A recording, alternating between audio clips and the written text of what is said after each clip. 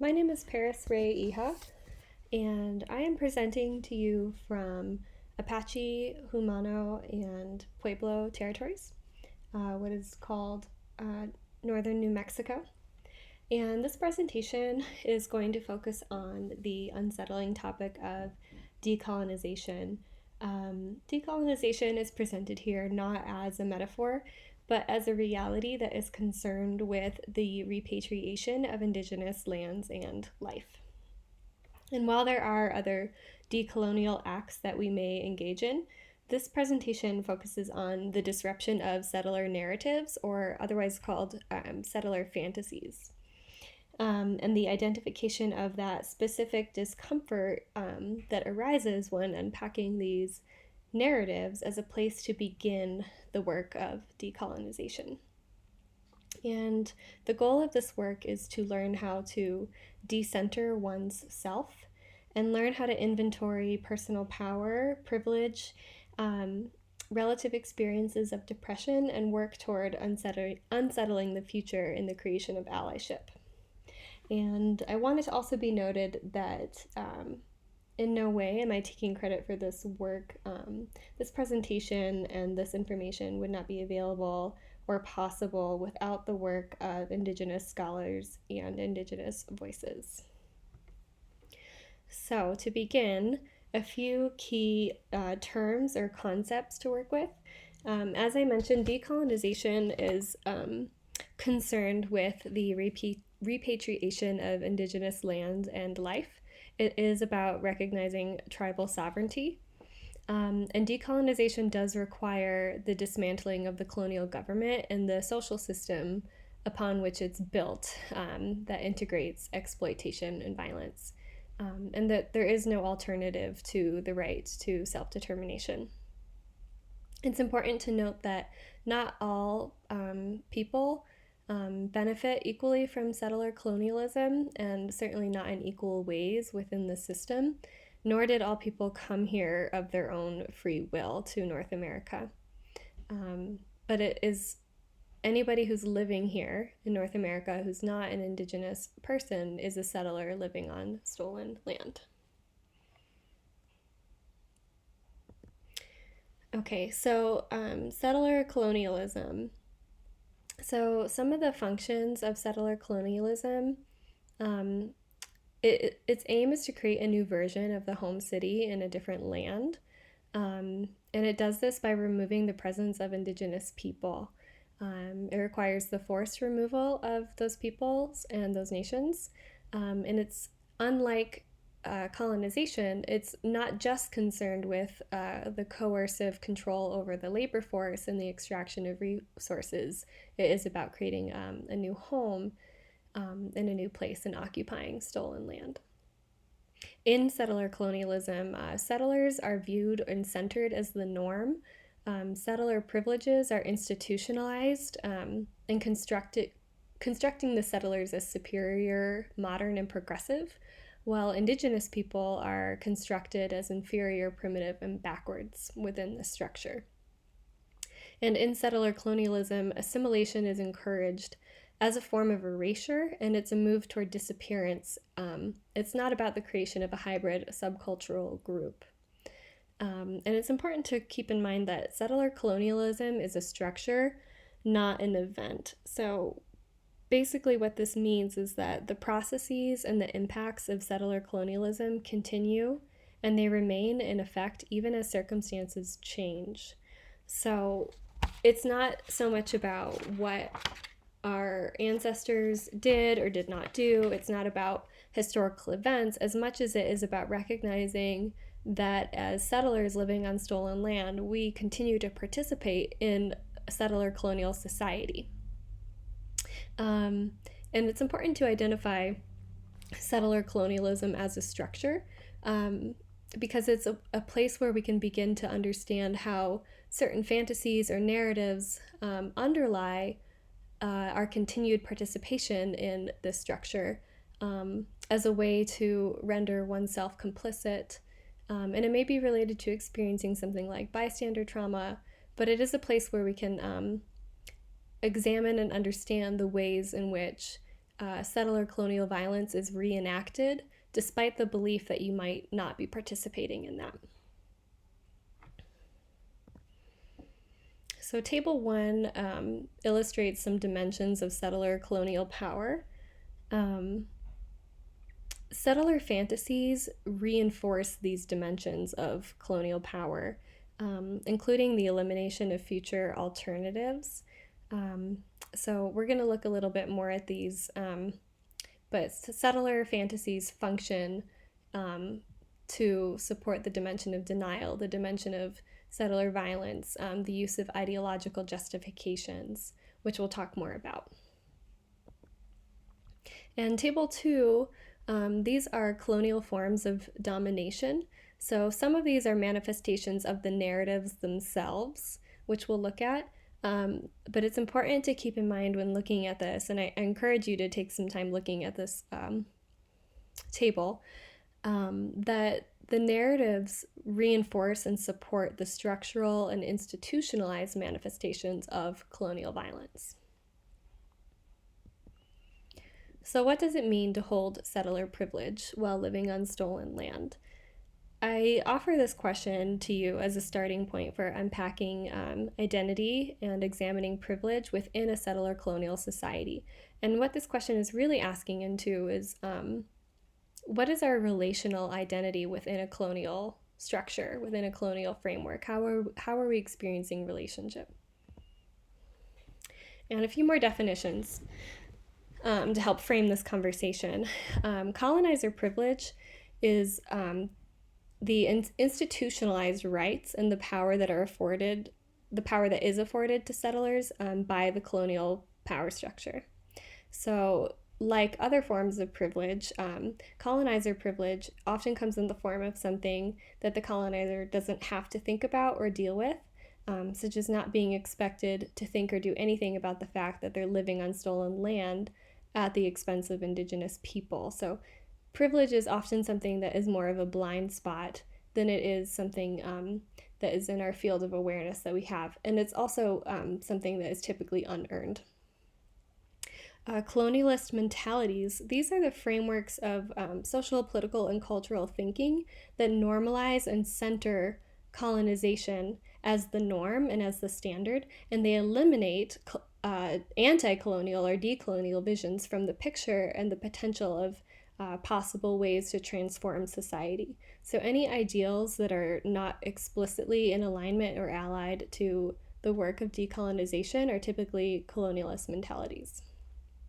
And the concept of accountability is concerned with the acknowledgement of privilege and the responsibility for one's actions and inactions in regards to one's relationships. So when we look at the concept of accountability within a settler colonialist society and how that society is dictating relationships, it brings up the necessity of examining settler privilege.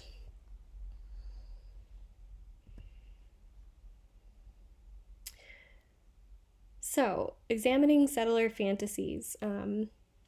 To help us understand some of the goals of this work, I'm going to share what settler fantasies and deconstructing those has in common with deconstructing whiteness. So settler fantasies and deconstructing whiteness have the shared goals of making invisibilized aspects of one's identity and their role in a system more visible. So basically what that means is it's related to the concept of privilege, where it's aspects of oneself that are not necessarily on the radar, or the things that we don't have to think about or deal with that are concerned with privilege. And deconstructing whiteness and deconstructing settler fantasies helps to make these aspects of one's identity more visible.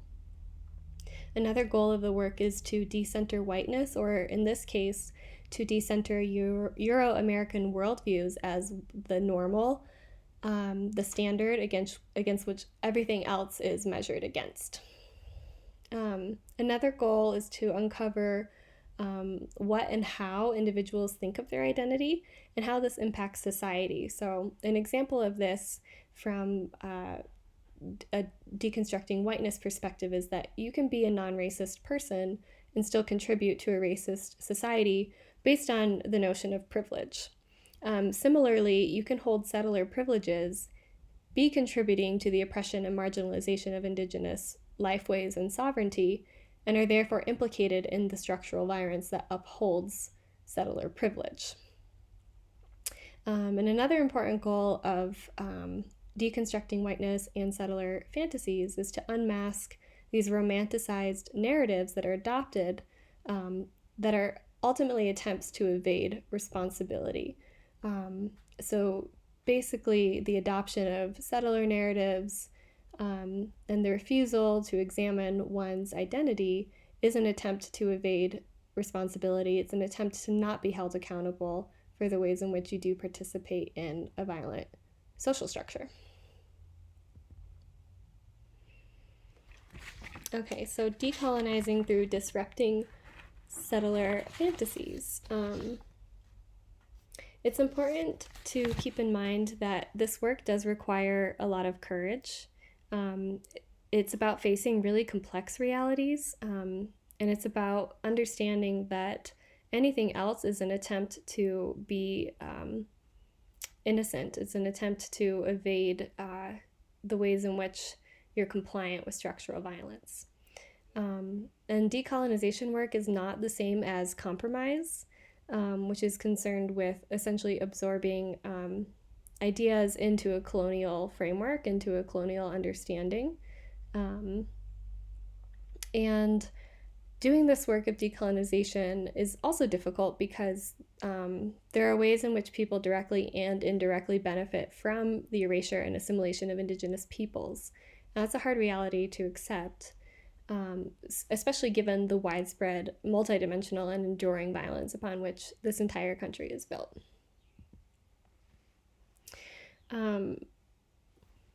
So decolonization work through disrupting the settler fantasies is about examining the premises and the stories that are adopted from the dominant culture. It does require critical self-reflection. And it engages this process of transformative learning. So this work is about experiencing internal deep structural shifts so that we can create deep structural shifts in the world around us, in the colonial power dynamics, and in society. And this work can help make potentially invisible power relations as well as complicit behaviors more visible. It asks us to engage with aspects of our own identity and thoughts that may have been marginalized, as well as to engage with marginalized peoples, marginalized voices in the world. And for this reason, I think it exemplifies one of the many reasons why decolonization is important work for everyone to engage in. It is internal work, and it helps to plant seeds and to open up new possibilities for the future. And it's important to keep in mind that this work has been described as being so time-consuming and grueling and incredibly painful. And I just encourage you throughout this presentation to pay attention to your own reflexes, your own feelings as a source of information and a source of energy for you to work with.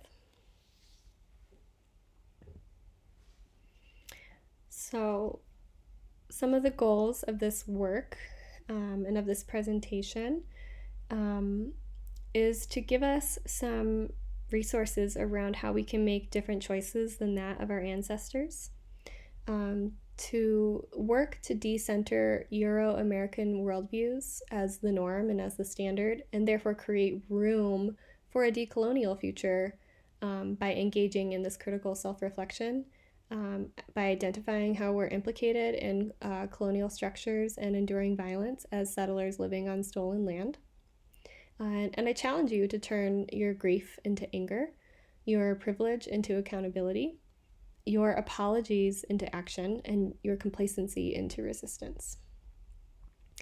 And it's really important to keep in mind with this work that deconstructing colonizer mentalities and disrupting settler fantasies inside oneself is really important work, but it's not enough. So it doesn't replace the need for real structural change and the actual returning of stolen lands.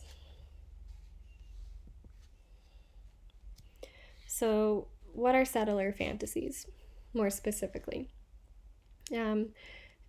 Essentially, they're ideological justifications. If you recall from Table 1, some of these ideological justifications include dehumanizing beliefs that exclude others, that are based on Enlightenment era notions of rights, liberties, freedom, democracy, even sovereignty, and in the creation of a social hierarchy and classes, some people are more entitled to these rights than others.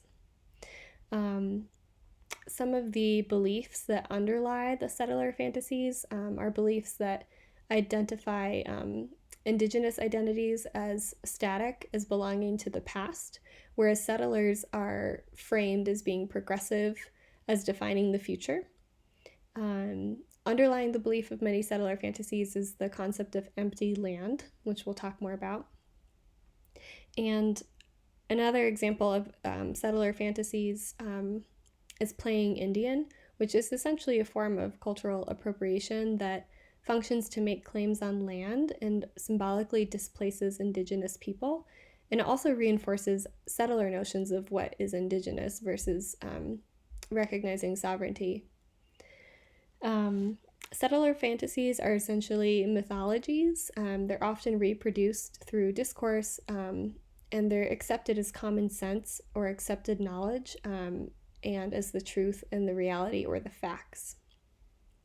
And this is why these fantasies are barriers to future possibilities, because they normalize one version of reality.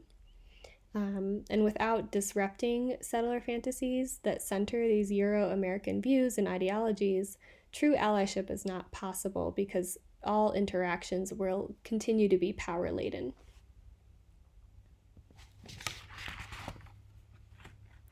Okay, so settler fantasies.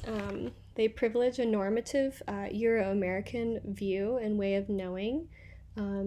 One example of this is disproportionately valuing the mind over the body and reason over emotion. And they serve both internal and external forms of colonialism, and they reinforce colonial relations. And settler fantasies are basically intended to absolve those who have settler privilege from the ongoing acts of settler colonialism and violence. So it's an attempt at innocence. Okay, so settler fantasies function as a move toward innocence. Settler fantasies are an attempt to reconcile guilt, and they're also an attempt to rescue a settler future. So settler fantasies are a way of securing that there is a colonial future. It's a way of not having to deal with giving land back and decentering oneself in the future. Settler fantasies are another form of erasure. And importantly, the concept of decolonization as a metaphor is a way for social justice frameworks to absorb the concept of decolonization, and basically it becomes a metaphor for all social justice work, for all human rights agendas, for all forms of oppression. When people talk about decolonizing education, for example, these conversations are not really centered around the actual work of decolonization, which is concerned with the repatriation of Indigenous land and lifeways. And so it's really important to remember that when we're talking about decolonization, like, that is the actual work that we're talking about. Even though all of that work is really important, it's not all the same. So now we're going to look at some actual settler fantasies and unpack these mythologies a little bit. So we're going to look at settler nativism. We're going to look at adoption fantasies, performance suffering and sympathy, colonial equivocation, critical consciousness, or decolonizing your mind, and then empty land and homesteading. So settler nativism. Essentially, this is a settler fantasy of locating a long lost ancestor that has native blood, or identifying as having indigenous ancestry, which makes oneself blameless or innocent. And this occurs against the backdrop of settler colonial violence. So it's claiming an identity and a heritage, but at the same time, there's no interest or attempt to give up settler privileges, which are centered around occupying stolen land. And so this is about imagining a native past while at the same time securing a settler future. There is no possibility for a decolonial future when there's this refusal to do the work of acknowledging the privileges and the being co-implicated in the violence of settler colonialism, and choosing to be blameless and innocent because of this tie to indigenous ancestry. It's similar to the concept of adoption fantasies. You might notice that some of the beliefs that underlie these different fantasies are similar, and there's a reason for that. So adoption fantasies are the desire to become without becoming. So it's a way of adopting indigenous lifeways and practices, while at the same time retaining settler privileges or whiteness. So it's about taking on land-based practices and lifeways, but not giving up settler privilege. It's based on the belief that one can inherit being indigenous, that one can become guiltless against the backdrop of settler violence because they've inherited this identity. And it simultaneously entitles them to land and to lifeways, which is a form of appropriation.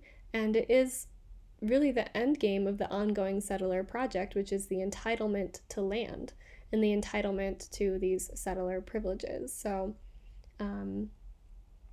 claiming that you've inherited these indigenous identities or practices, and this belonging to land is a way of moving toward innocence, and laying claim to something that doesn't belong to you. Adoption fantasies also function to alleviate the anxiety of not belonging. So one can adopt a love for the land, but it's not the same thing as belonging to it. So what this might look like would be like equal spiritualists or sympathizers, which we'll talk more about. And adoption fantasies also project savior complexes. So somebody adopts a love of land and they adopt this innocent ecological identity as belonging to and thus being entitled to the land. And they take on this complex of they're going to save the land, that these indigenous lifeways and practices will live on through them, and that they're securing a future that is not concerned with decolonization but is concerned with saving the planet, which we know to be these are not mutually exclusive things. This also happens through appropriated forms of indigeneity. So again, it's a form of cultural appropriation, which is about erasing true, authentic representation and the right to self-representation and tribal sovereignty, while reinforcing settler concepts of what it means to be indigenous, under the guise of saving the planet. So this looks like the eco-activist or the environmentalist. So performance suffering and sympathy. These are token displays of emotion. They're used to ameliorate guilt. They're used to absolve oneself of the responsibilities that they have and of the accountability that they have to others. And it's also a move away from identifying any any agency that one might have to affect change. And they are effectively complicit emotions in the colonial project. So what I mean by this is that suffering and pain is a token emotional expression of oppression. And sympathy for the oppression of others is also something that occurs in this unending colonial project to really just mask compliance. So it's a way of saying that I'm suffering too, and I have sympathy for the suffering of others. Therefore, I can't possibly be one of the people who's compliant and participating in the violence. And focusing on the emotions of suffering and sympathy and being oppressed is not the same thing as identifying where you're accountable and therefore where you do have agency and ways to be an ally. It's another move toward innocence. So it emphasizes personal suffering, and it centers a relatively marginalized status as being the same as all forms of marginalization and oppression. And it's saying, I experience oppression, therefore I'm not an oppressor. There might be some realities of experiencing marginalization and oppression. And if you remember from earlier in the presentation, not all people benefit from settler colonial society in the same ways, but it doesn't mean that there is no benefit. It doesn't mean that there isn't still the reality of occupying stolen land. And adopting suffering and sympathy as the emotions that help to get rid of the guilt and those feelings, and adopting a sense of innocence and not being able to do anything gets in the way of being a true ally. So colonial equivocation, this is basically how experiences are homogenized as being the same. So one form of this is homogenizing experiences of oppression, which is basically saying what we started to talk about in the last slide, that if we're all colonized, then none of us are settlers. So if we're all experiencing oppression, then none of us are oppressors. Another example of this is how a sense of multiculturalism and equal rights and freedom can also be homogenized. But these are based on the underlying ideological beliefs of settler colonial society. So the desire to extend equal rights and equal cultural and legal entitlements to all people through the ideological frameworks of settler colonialism is not the same as granting people sovereignty and the right to self-determination. It's possible to hold a minority or a marginalized status or to experience oppression, to not be granted white privilege in this country and to still be a settler living on stolen land. So that's the disruption of equivocation. And any engagement with the topic of decolonization that doesn't explicitly talk about the repatriation of stolen lands, such as conversations that center around multiculturalism, social justice, is undermining the process and the real work of decolonization. And it's an equivocation of those subjects. So critical consciousness. Critical consciousness is a process that we're engaging in through disrupting these settler fantasies and narratives. It's also called decolonizing the mind, and it can be used as a form of a settler fantasy in itself. So it's really important to keep in mind that critical consciousness and decolonizing the mind is about planting a seed, and it's not a stand-in for the real work and the actual return of Indigenous lands and lifeways. Raising critical consciousness and decolonizing our minds doesn't directly translate into disruptive action that is taken to dismantle colonial structures. It's not the same as giving the land back. And freedom of the mind, freeing your mind, is not the same as dismantling oppressive structures. Um, Also, this concept of decolonizing the mind can translate to everyone is colonized because everyone is oppressed. So while we can all engage in the decolonizing our minds through disrupting settler fantasies and narratives, it doesn't mean that we're all colonized people. We can recognize that there are various levels of oppression and privilege that are experienced by all people within a settler colonialist state, but it's not the same as everyone is experiencing oppression in the same ways. It doesn't mean that everyone's colonized. Because decolonization is not a state of mind. It is particular, it is specific. It involves specific actions and peoples and places and systems. And those particulars and those specifics are really what matter when we move from working on decolonizing the mind and decentering these Euro-American perspectives and deconstructing these settler fantasies into action, into dialogue. Those peoples and those places and those systems and the particular things about them and the idiosyncrasies of them are what matter in decolonization work. Okay, so empty land and urban homesteading, or just homesteading. This is another settler fantasy. And underlying this fantasy are some cultural assumptions that are held about land, which is that land is property, that it belongs to the colonial power, and the occupation of land is a right that people have.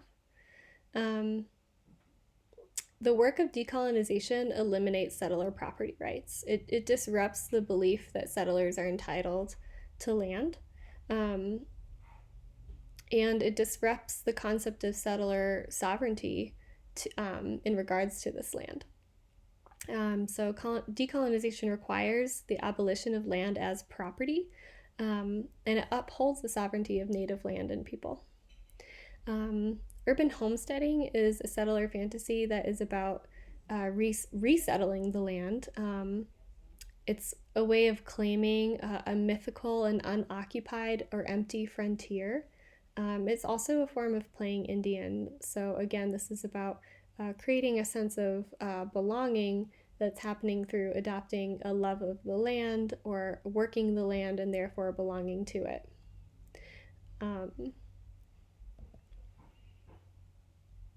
So a little bit more on empty land and urban homesteading, or just homesteading.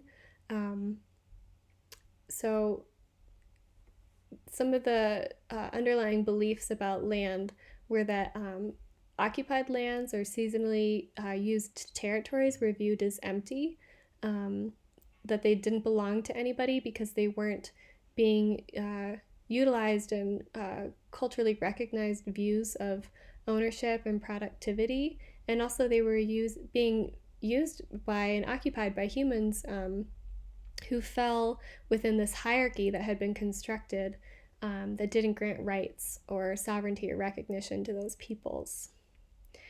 So the belief that settlers, believing themselves to be more advanced or evolved, entitled settlers in their mind to take ownership of those lands, to forcibly remove those who are occupying it, and to do something productive and useful according to these underlying ideological beliefs with that land.